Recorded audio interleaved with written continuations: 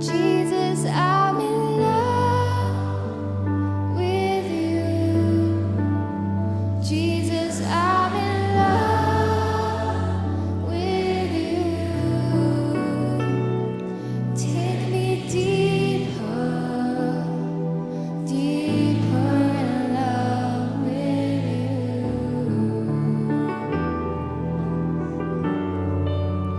Jesus, I want more of you. Jesus, I want more of you. Draw me closer, closer to your heart. Sing, I've ever wondered how much I love you. Every day I stand in your presence, giving all to you. I never want to be far away from you. When I go astray, I find your love reaching out to me. Sing it out. 'Cause Jesus, I'm in love with you. Jesus, I'm in love with you. Take me deeper, deeper in love with you. Oh, we want more of you, Jesus. Jesus, I want more of you. Jesus, I want more of you. Draw me closer, closer to your heart. Sa lahat po ng mga mananampalataya ng Panginoon na dumadalo po sa lugar nito, sa Firm Worship Center Batangas, ay magandang umaga po sa inyo at magandang umaga din po doon sa mga kapatid natin naman na dumadalo at nanonood ngayon sa Firm Worship Cavite. Salamat po ng marami, maging doon po sa iba pa ng mga nakakapanood po ng video na ito. Salamat, hindi po aksidente po yung pagkakabukas nyo ng inyong pong mga cellphones at mapanood ang video na ito. Alam ko po mangungusap ang Lord sa inyo. Kanya, please stand by, makinig lang po kayo ng mabuti sa ituturo po ng Holy Spirit sa atin pong lahat. Alam naman po natin kasi na sadya pong dumaraan tayo sa matinding pagsubok ngayon. Lahat po tayo naka-lockdown na, ang buong mundo po ay apektado na. Kaya mahalaga talaga makahugot po tayo ng lakas ng loob mula po sa salita ng ating Panginoon. At sa umaga pong ito, hayaan niyo po na basahin ko sa inyo at pag-aralan po natin yung nasusulat po na mayroong pagkakahawig, malaking pagkakahawig po actually sa panahon natin ngayon. Ito po ay masusumpungan natin sa aklat po ng Exodus chapter 12. At babasahin ko po sa inyo yung verse 7, lalaktaw po tayo, babasahin naman po natin yung verses 12 and 13, lalaktaw ulit po tayo at babasahin ko po sa inyo yung verse 21 hanggang sa verse 23. Pakinggan yung mabuti. At kung may mga Bibles po kayo, pwede niyo pong kunin para nang sa ganun po ay maikumpara natin sa aking binabasa. Ito po sa Tagalog. Exodus chapter 12 verse 7. Pagkatapos kunin niyo ang dugo nito at ipahid sa ibabaw at sa gilid ng hamba ng mga pintuan ng mga bahay na kakainan niyo ng mga tupa. Verse 12. Sapagkat ako'y dadaan sa lupain ng Ehipto sa gabing iyon, at aking pupuksain ang lahat ng mga panganay sa lupain ng Ehipto, maging tao man at hayop. At ilalapat ko ang aking hatol laban sa lahat ng mga Diyos ng Ehipto. Ako ang Panginoon. Ang dugo ay magiging sa inyo isang tanda sa mga bahay na inyong kinaroroonan. Kapag aking nakita ang dugo, lalampasan ko kayo at walang salot na papatay sa inyo. Narinig mo ba yun, kapatid? Kapag pinuksa ko ang lupain ng Ehipto. Verse 21. Nang magkagayoy ipinatawag ni Moises ang lahat ng matatanda sa Israel at sinabi sa kanila, kayo'y lumabas at kumuha ng mga kordero ayon sa inyong sambahayan at magpatay kayo ng kordero ng Paskwa. Kayo'y kumuha ng isang bigkis ng isopo, inyong ilubog sa dugo na nasa palanggana, at inyong pahiran ng dugo ang itaas ng pinto at ang dalawang haligi ng pinto ng dugong nasa palanggana. Sino man sa inyo ay huwag lalabas sa pinto ng kanyang bahay. Kapatid, quarantine sila. Hanggang sa kinaumagahan, ibig sabihin hanggang matapos ang quarantine o lockdown. Verse 23 says, sapagkat ang Panginoon ay daraan upang patayin ang mga Ehipsyo. Pagkakita niya ng dugo sa itaas ng pinto at sa dalawang haligi ng pinto, lalampasan ng Panginoon ang pintong iyon at hindi niya hahayaang pumasok ang mamumuksa o ang angel of death o ngayon pwede natin sabihin ang COVID-19 sa inyong mga bahay upang patayin kayo. Tayo po'y muling manalangin. Ama naming Diyos na buhay at makapangyarihan sa lahat, muli po kaming nagpapakumbaba sa iyong harapan. Kinikilala namin ang iyong kadakilaan at katapatan sa amin. Lord, maraming salamat sapagkat mahal na mahal mo kami na iyong mga anak. Salamat po Diyos sa kaligtasan mula sa mga salot na dumaraan sa aming mga lupain. Salamat po sa iyong pag-iingat sa amin. At salamat Panginoon sapagkat bagamat Panginoon, limitado ang aming paggalaw sa panahon ito. Kami po ay talagang pinagpapala mo, hindi mo kami pinagkukulang. Inihahatid mo ang aming mga pagkain. We continue to bless your holy name, my God. And blessed Holy Spirit, we pray, ikaw pong mag-guide sa amin, ikaw pong magturo sa amin, ikaw po ang siyang talagang mag-direct sa amin sa panahon ito. Salamat po ng marami sa lakas ng loob na pinagkakaloob din sa amin. In Jesus' name we pray. Amen. So dito po sa aklat ng Exodus chapter 12, kinausap po ng ating Panginoon yung magkapatid na si Moises at saka si Aaron na paghandaan po nila yung kanilang pag-alis sa Egypt na umalipin sa kanila sa loob po ng 430 years. Sinabi ng Diyos sa kanila na kunin yung dugo ng tupa at ipahid ito doon sa ibabaw ng pintuan at sa dalawang hamba ng kanilang tahanan. At huwag silang lalabas ng kanilang bahay. At kapag nakita ng Diyos yung dugo, lalampasan niya sila at walang salot na papatay sa kanila. Ngayon, alam na po natin na sa pamamagitan po ng pagpapahid o yung pag-a-apply po ng dugo, ang mga Israelita ay nakaligtas at naging protektado po sila mula sa mamumuksa. At hindi lamang po sila naprotektahan ng dugong ipinahid sa ibabaw at saka sa dalawang haligi ng pintuan, nagkaroon din sila ng kalayaan mula po sa matagal nilang pagkakaalipin sa bansang Ehipto. Tandaan mo po itong mabuti. Ang Old Testament po o yung lumang tipan ay anino lamang o shadow o type lamang po siya o larawan po ng bagong tipan na siya pong substance. Okay, so yung Old Testament po, type lang po yan, larawan lang po yan ng substance na nasa New Testament. Halimbawa po, ganito. Yung Egypt po na binabanggit sa Old Testament, ito po ay larawan lamang ng sanlibutan sa ngayon at ng kasalanan na umaalipin sa tao. Pangalawa, yun pong paraon o yung pong hari ng Egypt ay larawan naman po siya ni Satanas na umaalipin sa mga tao. Pangatlo, ang inialay po na kordero sa lumang tipan or Old Testament ay walang kapintasan, walang batik, wala po ito actually dungis.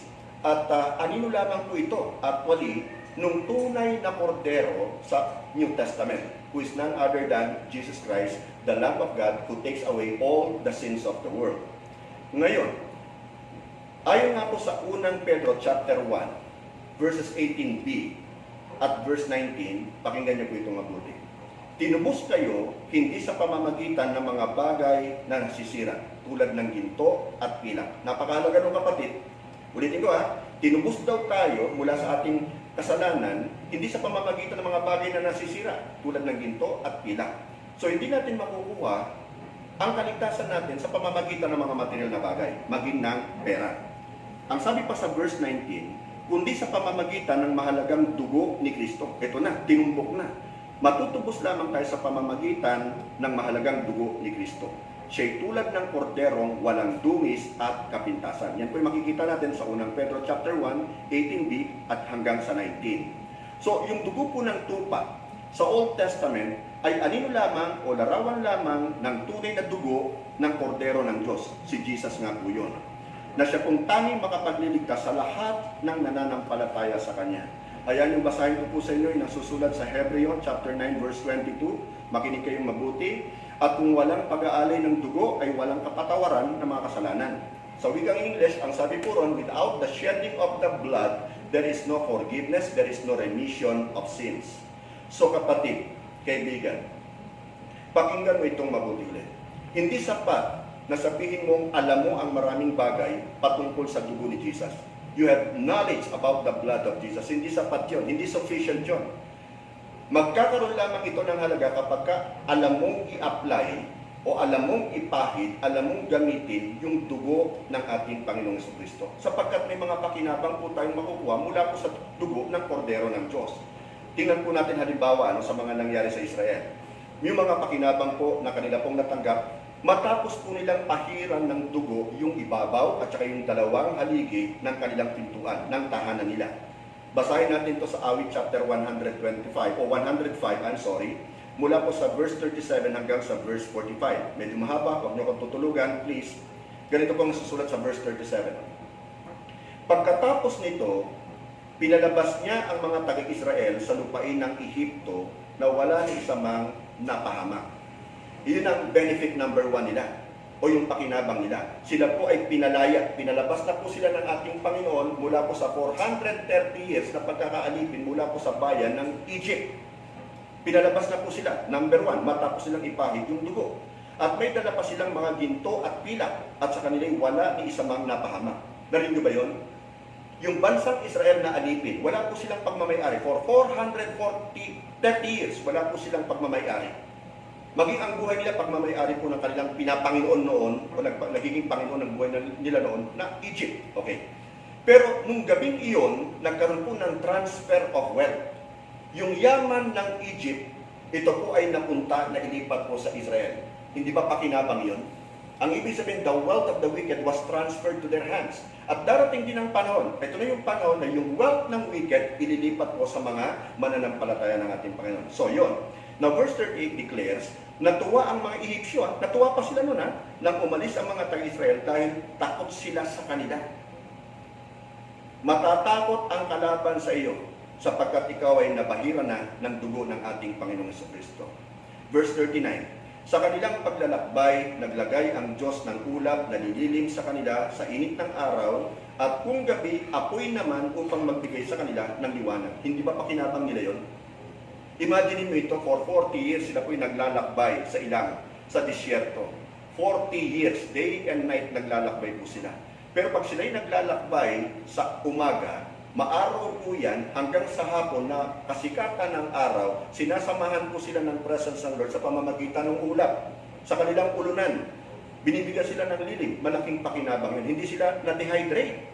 At pagsapit naman po ng gabi, sinasamahan naman po sila rin ng presence ng Lord sa pamamagitan ng apoy na nagbibigay sa kanila ng liwanag at saka init. At saka proteksyon mula sa lamig. Okay. So, anong ibig sabihin nito, kapatid kaibigan? 24/7 kasama nila ang presence ng ating Panginoon. Napakalaking pakinabang po yun na makasama nila ang presence ng Lord 24/7 for 40 long years. Sa verse 40, ang sabi, ang mga tao ay humingi ng makakain. At pinadalhan sila ng Diyos ng mga pugo. At binusog niya sila ng pagkain mula sa langit. Ito po yung mana. Ito po yung sinasabi sa Bible na pagkain po ng mga anghel. Ito po yung maninipis para mga skyflake siya. Wala po siyang halong lebadura, kapatid kaibigan. So, sa madaling salita, nung sila'y nasa disyerto, ay sila'y sinuplayan ng Panginoon lahat ng kanilang makakain. Ang ibig sabihin talaga, ito'y pakinabang pa rin dahil sa kanilang ipinahid yung dugo ng kordero sa ibabaw at saka sa dalawang haligi ng kanilang tahanan. And then of course, ano pang sabi sa verse 41? Pinabitak niya ang bato at bumukal ang tubig. Nung sila po'y nauhaw dun sa disyerto, nagre-reklamo na po sila kay Moses. Ano pong ginawa ni Moses sa utos ng Panginoon? Actually po, sa totoo lamang po, ay lumampas pa nga si Moses sa utos ng Panginoon sapagkat kanya pong sinaltik actually o kinatok niya yung bato at ito po ay naglabas ng napakaraming sariwang tubig. At yun po ang pumukaw sa kanila pong mga pagkauhaw. So, pinabitak niya ang bato at bumukal ang tubig. Umagos ito na parang ilog sa tuyong lupa. Ang lahat ng ito ay ginawa ng Diyos dahil hindi niya kinalimutan ang kanyang pangako kay Abraham na kanyang lingkod. Verse 43. Pinalabas niya sa Ehipto ang kanyang mga mamamayan na masayang masaya at sumisigaw sa kagalakan. Alam niyo, matapos po itong salot na ito, pag ito po ay lumampas na sa atin, sa totoo lang, magiging masaya tayo at magiging puno tayo ng kagalakan at dapat lamang magpuri tayo sa Panginoon. So, sa verse 44, ibinigay niya sa kanila ang mga lupain ng ibang bansa. Pakinggan mo itong mabuti. Ipinamana sa kanila ang pinaghirapan ng iba. Di ba napakagandang pakinabang yun?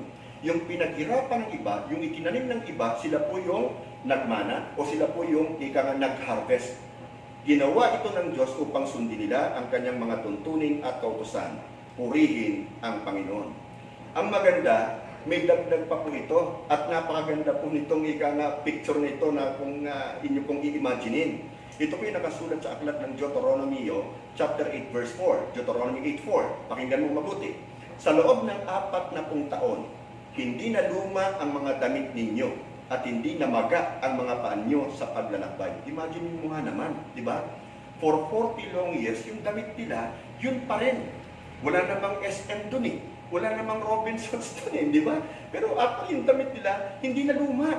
Eh ngayon, sa totoo lamang, yung mga damit natin, makalipas lang ng 3 buwan, 6 na buwan, kapag madalas mong ginagamit, kumukupas ka agad, naluluma, nasisira ka agad. Pero sila, 40 years, hindi po na luma. At yung paa nila, hindi na maga, hindi na maltos, hindi na nakit.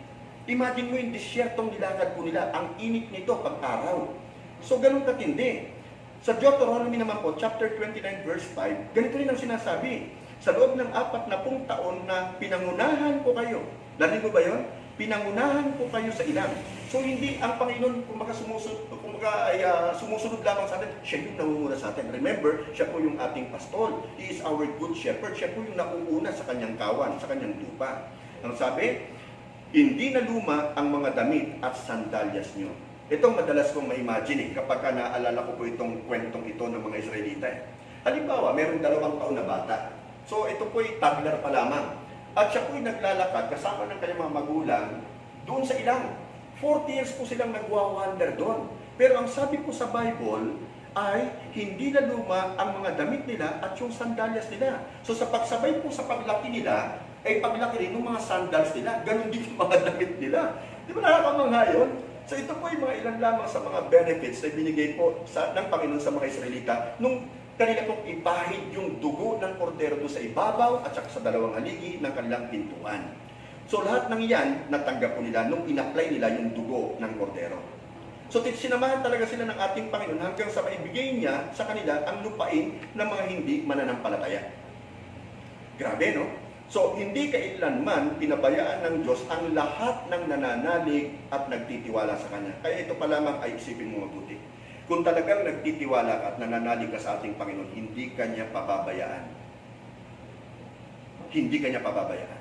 Now, hindi kailanman pinabayaan ng Diyos ang lahat ng nananalig at nagtitiwala sa Kanya. Ang lahat ng mabubuting ginawa ng Diyos sa mga Israelita ay patunay lamang na hindi lang niya kalooban na iligtas sila sa kanilang tanikala o sa kanilang mga kasalanan, kundi nais din niya na kalingain at pagpalain ang Israel sa bawat aspeto ng kanilang mga buhay. Now, since the Lord does not change, hindi siya nagbabago noon, ngayon at magpakailanman. Since the Lord does not show any favoritism, ang ibig sabihin sa panahon natin ngayon, ganun din siya. Ganun din ang magiging mga benepisyong matatanggap natin once i-apply natin yung dugo ng ating Panginoong Jesucristo sa ating mga buhay. So kapatid, kalooban din ng ating Panginoon na iligtas tayo sa pang-aalipin ng kasalanan. Remember that. Kalooban niyang pagalingin tayo sa lahat ng uri ng sakit at karamdaman. Kalooban niyang pagkalooban tayo ng makakain at maiinom pag tayo nagugutom at nauuhaw. Kalooban niyang pagpalain ang ating finances, hindi ka magkukulang. Kalooban niya kasi na hindi ka mabaon sa kahirapan. Kalooban niyang hindi ka o hindi tayo maghirap. Always remember po yung sinabi nga po sa Psalm 23 verse 1, "The Lord is my shepherd, I shall lack nothing." Hindi ka magkukulang. But always remember what the Bible says in the book of Matthew chapter 6 verse 33. "But if you seek first His kingdom and His righteousness, all these things shall be added unto you." Kahit na times of famine, times of drought, times of calamity, times of pestilence, hindi ka magkukulang. Remember that. Mahal ka ng Diyos at hindi ka niya pababayaan. So ulitin ko, kapatid kaibigan, Naranasan ng Israel ang mga benepisyong ito dahil sa pagsunod nila sa utos ng Diyos na pahiran ng dugo yung ibabaw at saka yung dalawang haligi ng pintuan ng kanilang mga bahay. Uulit-ulitin ko yan sapagkat yan po talaga pumufocus ang ating pag-uusapan. At huwag mong kalimutan ito, ikaw ay templo o tahanan ng banal na spirito. Sabihin mo nga sa iyong sarili ngayon, kung ikaw ay isang mananampalataya, ako ay templo o tahanan ng banal na spirito. Ulitin mo, sabihin mo ito ng may conviction. Ako ang templo at tahanan ng banal na spirito. Ayon po yan actually sa aklat po ng 2 Corinthians chapter 3 verse 16. Do you not know that your body is the temple of the Holy Spirit of the living God? So maliwanag po yun. Hindi nyo ba alam na kayo'y templo ng Diyos at ang Espiritu ng Diyos ay naninirahan sa inyo? In Tagalog. So nangyari po ito kailan? Nangyari ito nung tinanggap mo si Jesus bilang iyong personal Lord and Savior. Okay? Nag-dwell sa'yo ang Holy Spirit. Kaya nga bago ka nang nilalang eh. Di ba? Now sa Exodus chapter 12 verse 23b, pakinggan mo ito, pagkakita niya ng dugo sa itaas ng pinto at sa dalawang haligi ng pinto, lalampasan ng Panginoon ang pintong iyon at hindi niya hahayaang pumasok ang mamumuksa sa inyong mga bahay upang patayin kayo. So why worry? Bakit kailangan nating magpanik? Just rest in the Lord, di ba? Magtiwala lang tayo sa Kanya, kapatid. Kayong kumikilala tumanggap sa ating Panginoon, napahiran na tayo ng dugo ng ating Panginoong Kristo. So dumating man po yung salot, dumating man po yung mga mamumuksa, kasama na po rin yung COVID-19. Makikita ng ating Diyos yung dugo ng kordero, makikita niya ang dugo ng ating Panginoong Hesus, at hindi niya hahayaan na pumasok ang mamumuksa sa ating tahanan, sa kanyang tahanan, para patayin tayo. See? Kailangan nating panghawakan ang salita ng Diyos tungkol sa dugo ng Panginoong Hesus. At i-exercise natin ang ating faith at i-apply natin ang kanyang banal at makapangyarihang dugo. Na, tulad ng sinabi ko kanina, hindi sapat na alam mo o marami kang alam patungkol sa dugo ni Jesus. Hindi sapat yun. Walang kabuluhan yun. Magkakaroon lang ng pakinabang kapag i-a-apply mo ito. Now, kung nararamdaman mong inaatake ng diablo ang katawan at isip mo, i-apply mo ang dugo ni Kristo. Sandali lang po.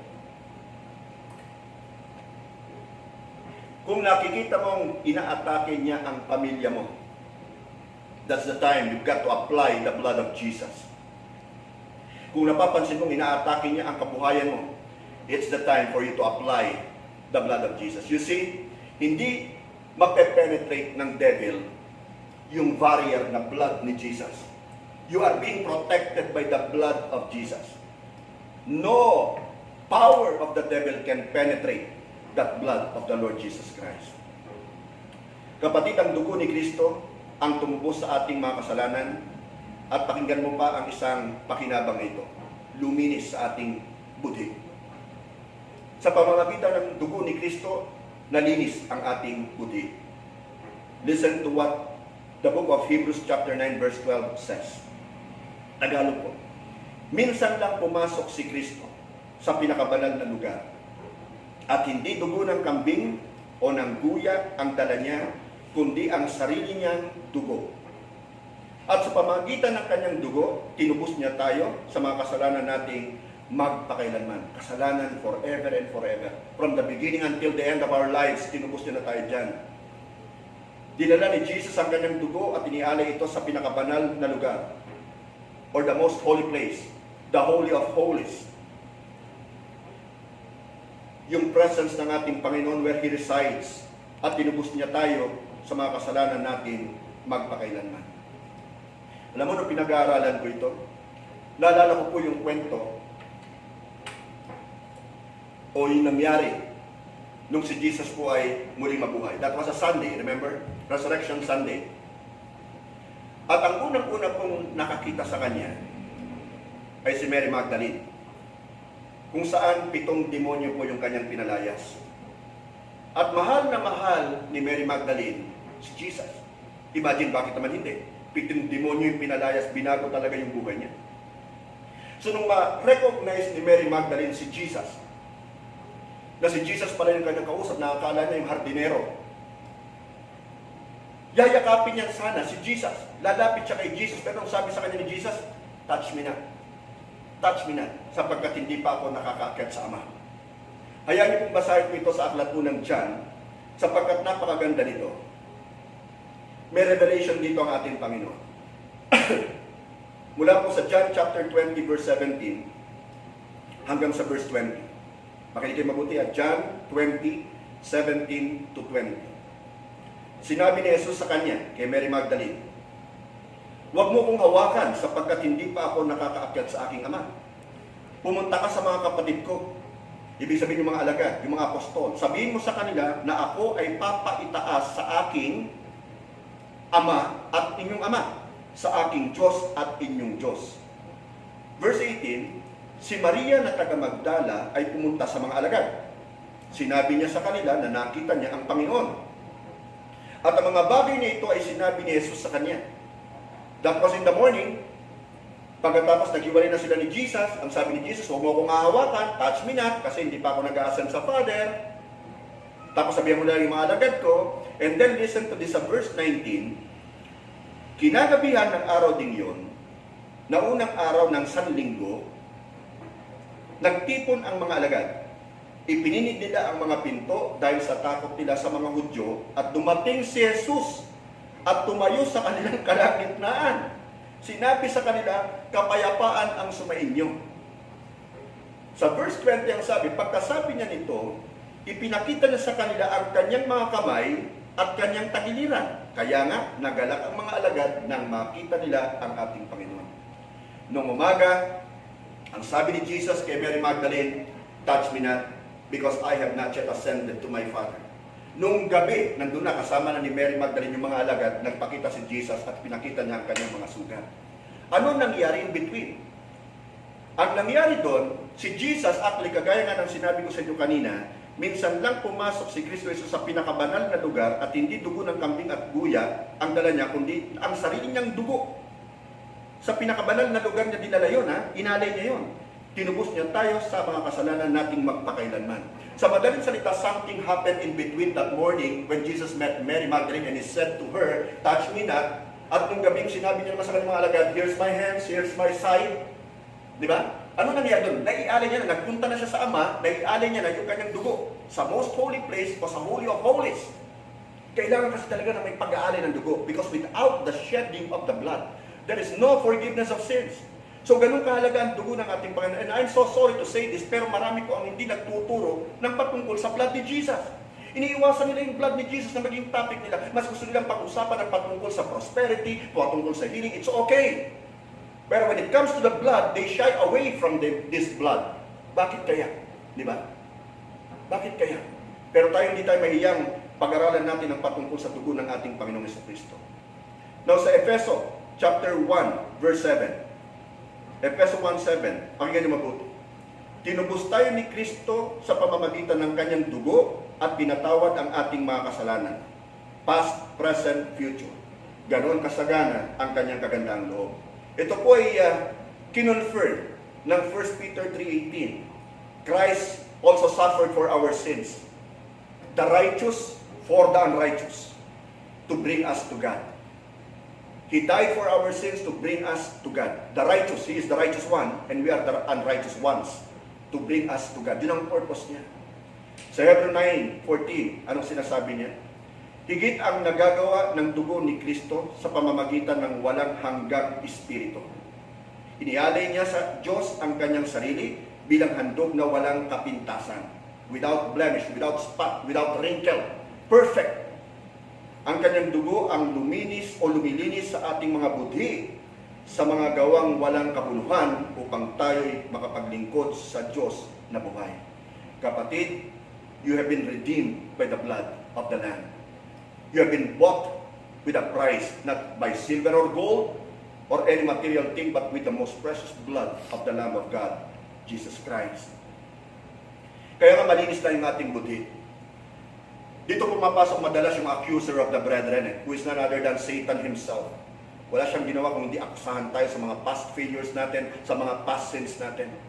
But don't you worry.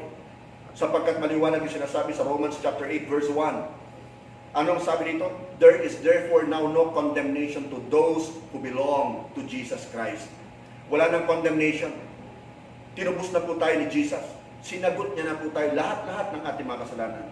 Nakarating ito sa pinakabanal na lugar, sa heaven, ang kanyang sariling dugo. At inialay niya ito at siyang tumubos sa lahat ng ating mga kasalanan. Tandaan niyo na, lahat ng iyong mga kasalanan. At nakarating din ang kanyang dugong inialay sa ating mga puso na lumilinis ng ating mga budi. Grabe, no? Imagine, inialay niya yung dugo sa langit, sa kanyang ama, sa pinaka-most holy place, at pumasok din siya sa ating puso, at nilinis ang ating puso, at nilinis ang ating budi.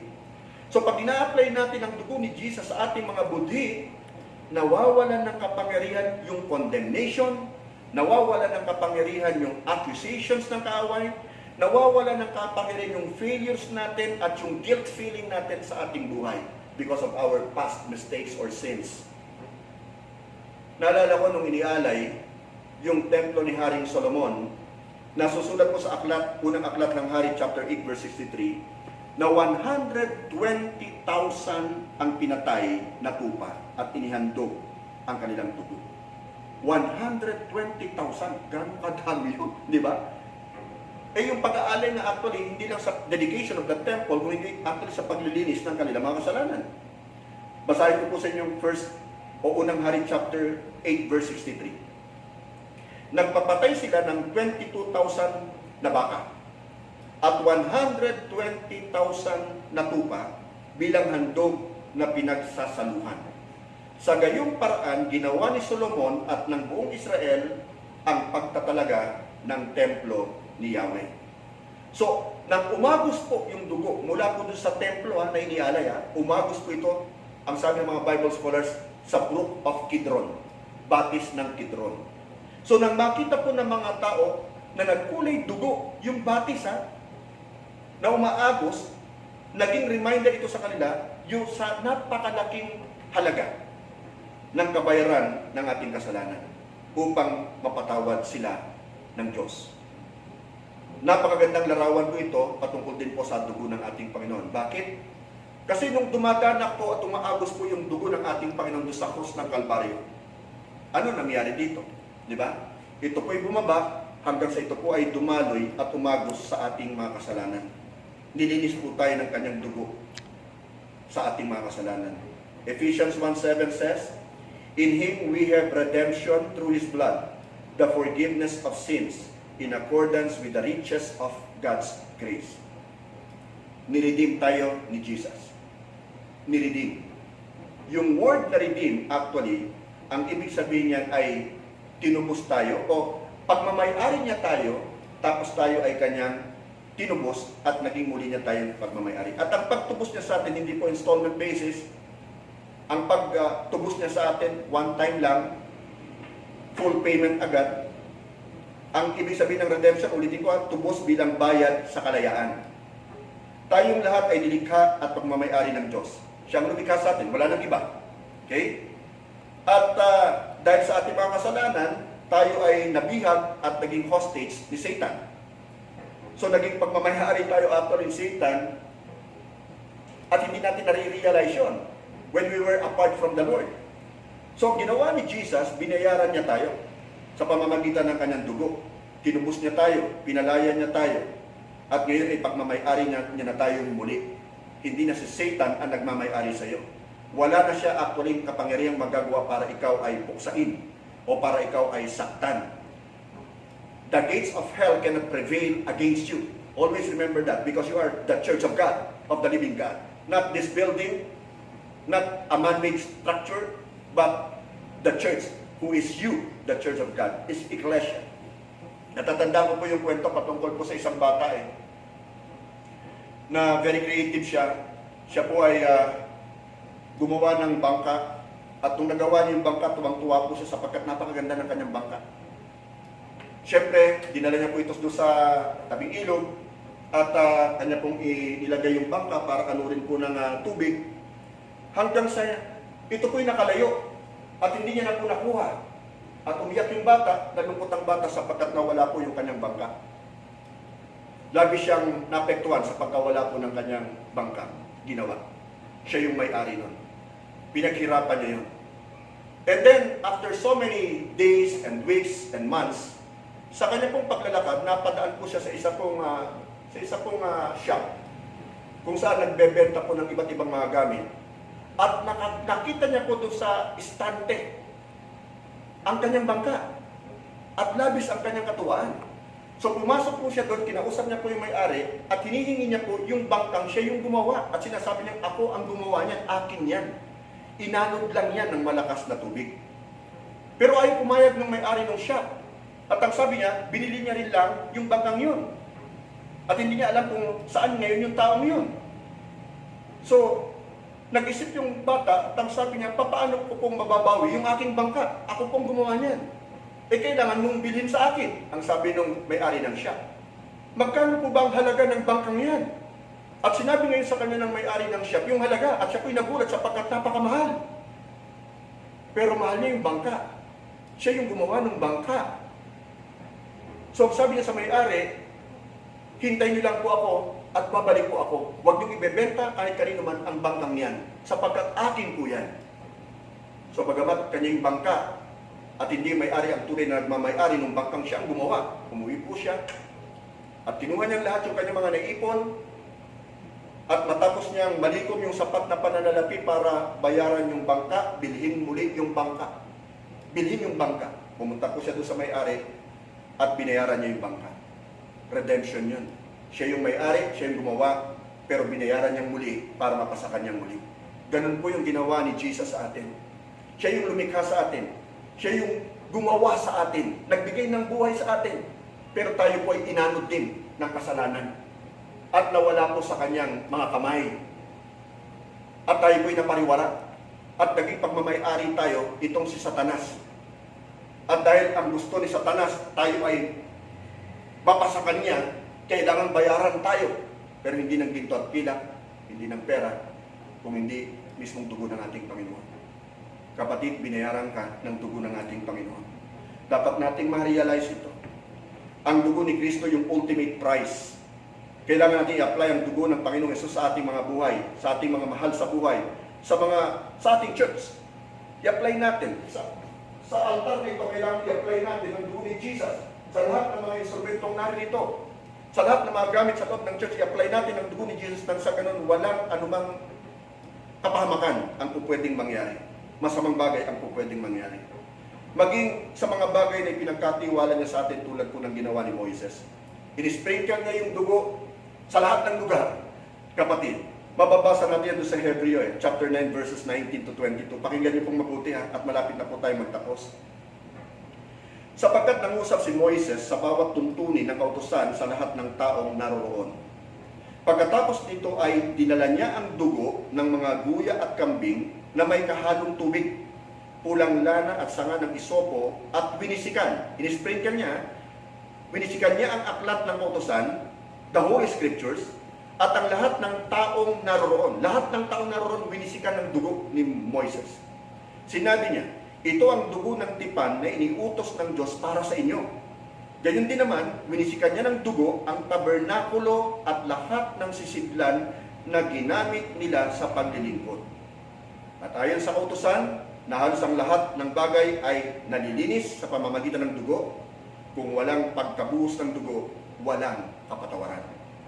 So mapapansin natin sa mga verses na ito, na winisikan ni Moses ang lahat ng mga tao. Winisikan niya ang alin? Yung Holy Scriptures, yung aklat ng kautusan. Winisikan niya ang tabernakulo at lahat ng kagamitan sa loob ng tabernakulo. Winisikan niya ng dugo ang lahat. Sa Old Testament, pag may taong gustong mag-worship sa Diyos, kailangan niya ng dugo. Kailangan niya ng dugo para makapasok siya sa presence ng Lord. Sa madaling salita, kung nais silang maranasan yung presence ng Lord, kailangan nila magsakripisyo ng hayop. Pwede pong kalapate, pwede pong kambing, pwede pong tupa, pwedeng toro, o baka, depende sa bigat ng kanilang mga kasalanan. Pero alam naman natin na sa totoo lamang po, hindi naman po hayop yung nagkasala, tao nagkasala. Kaya hindi talaga sasapat yung dugo ng hayop para tubusin tayo sa ating mga kasalanan. So there's got to be a perfect sacrifice, and He is the Lamb of God who took away the sins of this world. And His name is Jesus. Sabihin nga po natin, Jesus. Ang dugo ang nagbigay ng karapatan sa kanilang makapasok sa presensya ng Diyos. Hindi tayo makakapasok sa presence ng Lord without the blood. Napakahalaga po nun. Ang mga elemento at kapangyarihan ng dugo ay available pa rin po sa ating lahat sa ngayon. Sa atin lamang ng mga mananampalataya. Kailangan natin matutunan i-apply ang dugo ni Jesus sa ating mga buhay. So paano natin gagawin ito? Ito ang katanungan ngayon.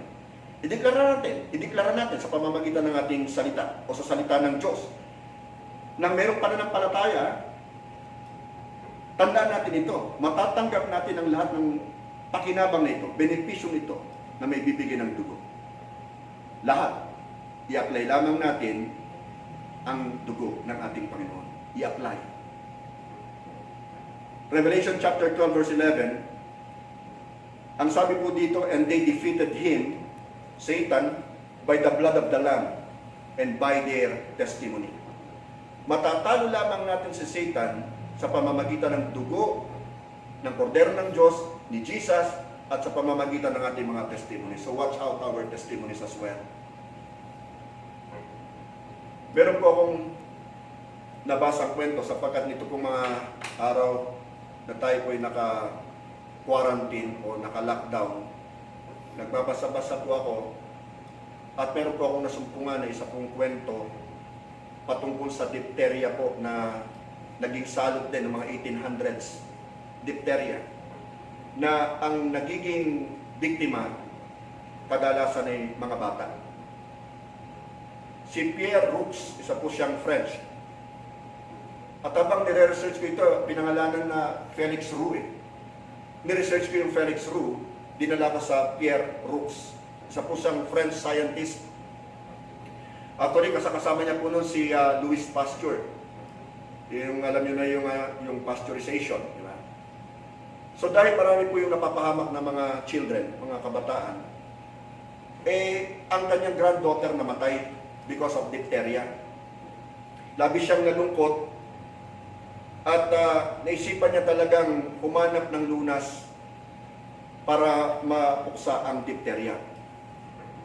So, ang ginawa po nila, kumuha po sila ng swab at ito po inano sa bacteria o sa diphtheria. Pagkatapos po nag-ipon sila ng marami nito, sabi nga rin sa nabasa ko, enough to kill the whole population of Paris, France. At sila po ay kumuha ng mga 20 kabayo, malalaki. At ang ginawa po nila secretly, idinip yung swab doon sa bacteria ng diphtheria at ipinahid doon sa throat, doon sa loob ng bibig, at saka sa nostril ng mga kabayo. 20 kabayo po yun. Makaraan lamang po ng ilang araw, isa-isa nang namatay yung mga kabayo. Out of the 20, isa lang po yung nabuhay. Naisip nung ibang mga kasamahan na mamamatay din yan. So iniwanan na po nila itong si Pierre Roux. Mamamatay na rin yan. Kasi nakita nila, nakahiga na lang, matamlay na yung kabayo, so umalis na sila. Pero buo yung loob ni Pierre Roux ang sabi niya doon sa kanyang alalay, kung sakasakaling magbago yung temperatura ng kabayo, gisingin mo. Ito na nga po, isang gabi ginising siya nung kanyang alalay. At sinabi na yung kabayo, nagsimulang tumayo. 1 out of the 20 horses survived diphtheria. Yung 11 namatay lahat. So, nung makita nila ito, agad silang pumunta doon sa municipal hospital at dala nila ngayon yung sinwab din nila yung kabayo. May 300 na pasyenteng mga bata doon sa ospital na yun. Ayaw silang payagan ng superintendent na makapasok sapagkat delikado. Pero nagpumilit po sila at kanilang ipinahid o kanilang gumawa sila ng serum at in-inject ito, binaksinate po ito doon sa mga bata. Kapatid, sa 300 na mga bata, Nabuhay 297. 3 po yung namatay sapagkat sobrang lala na po talaga ng kanila pong karamdaman. Bakit nangyari ito? Sapagkat merong naging overcomer. Sino yun? Yung natirang kabayo. Si Jesus ay overcomer din. Siya po ay tinukso, siya po ay namuhay ng malinis, walang batik, ika nga. At siya lamang po talaga nag-overcome ng lahat ng temptation at lahat ng sin. Kaya ano nangyari? Siya po talaga ay naging perfect sacrifice, antidote para sa mga kasalanan natin, which is killing everyone na wala sa Panginoong Jesucristo. Kapatid kaibigan, napakagandang aral po nun. At dapat po talagang maisip natin that we are all overcomers. We are more than conquerors through Christ Jesus, our Lord and Savior. So tayo po'y manalangin. Panginoon naming Diyos na buhay at makapangyarihan sa lahat, nagpapasalamat po kami sa iyo, Diyos, sapagkat ipinaparanas mo sa bawat isa sa amin ang iyong katapatan, ang iyong kabutihan, at ang iyong mapagpalang kamay. Nagpapasalamat po kami sapagkat pinakikita mo sa amin ang iyong kapangyarihan, na wala isa man sa iyong mga anak, Panginoon, ang kayang puksain ng salot na ito. And even right now, by the authority that you have given unto us, my Lord, in the name of Jesus Christ, the Son of the Most High God, I rebuke that wicked pestilence COVID-19 in the name of Jesus. I even rebuke the spirit of infirmity which is plaguing the people of the world. I rebuke the spirit of infirmity na nagbibigay ng takot sa mga, even sa mga mananampalataya ng ating Panginoon. Wala kayong kapangyarihan, wala kayong karapatan para salingin at sirain ang buhay ng mga anak ng Diyos. You have no authority whatsoever. You have no rights whatsoever. I declare your defeat in the name of Jesus. Lord, I apply the blood of the Lamb right now, the Lamb of God that takes away all the sins of the world, to every individual who is confessing and living as a Christian. Lord, I apply the blood of the Lamb at walang magagawa ang mamamuksa. Hindi niya kaya kaming salingin, wala siyang sa aming kayang patayin in the name of Jesus. We have been blood bought with the blood of the Lamb. We have been redeemed by the blood of the Lamb. We declare it right now. Salamat po ng maraming Panginoon. Kaya mong magkaroon ng lakas ng loob, ng tapang ang bawat isang nakikinig dito. And continue to apply the blood of the Lamb upon their lives, upon their families, upon the things that God has entrusted to them. Apply the blood of the Lamb even to their communities in the name of Jesus. Lord, walang salot na po pwedeng makapamuksa sa amin. Ito po ang aming declaration sa pangalan ni Jesus. Amen and amen and amen. Hallelujah. Palakpakan po natin ang ating Panginoon. Glory to God. Maraming salamat po muli sa inyo. Stay safe. Stay at home. Read the Bible. Meditate on it. Pray without ceasing. Sabi nga po ni Apostle Paul. And continue to trust the Lord with all your heart. And lean not on your own understanding. Huwag nang palabas-labas. Huwag pasaway. Baka tayo mapintasan ng mga hindi mananampalataya na tayo masaway. Maraming salamat po. Sa pangalan ni Jesus, kayo po ay sumakanyang lubos. Amen and amen and amen. God bless you. Jesus, I'm in love with you. Jesus, I'm in love with you. Take me deeper, deeper in love with you.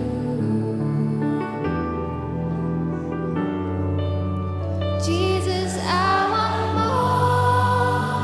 Oh,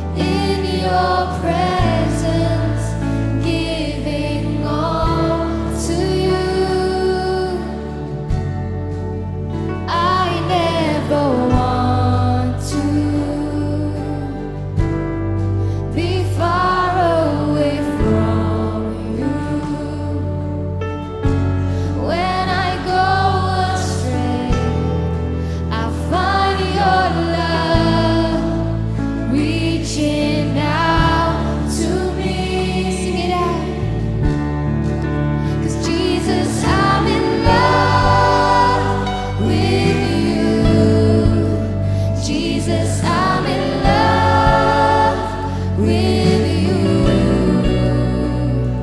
Take me deeper, deeper.